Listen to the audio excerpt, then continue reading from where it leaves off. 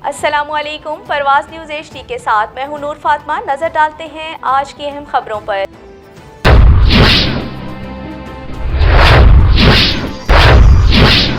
महकमा ज़राअत तौसी मंडी बहाउद्दीन के जाली खाद बेचने वालों के खिलाफ कार्रवाई। 2 डीलरान के खिलाफ मुकदमा दर्ज, दोनों मुलजिम गिरफ्तार। मंडी बहाउद्दीन डिप्टी कमिश्नर की हिदायत पर डिप्टी डायरेक्टर ज़राअत तौसी शेख मोहम्मद इकबाल और असिस्टेंट डायरेक्टर ज़राअत तौसी मोहम्मद अफजल का गला मंडी में छापा। मिल्लत ट्रेडर्स और बड़ाइच ट्रेडर्स पर जाली खाद बरामद करके दोनों डीलरान को मौके पर गिरफ्तार करा दिया गया और 14 और 24 बोरी जाली खाद कब्जे में लेकर मुकदमा दर्ज करवा दिया गया।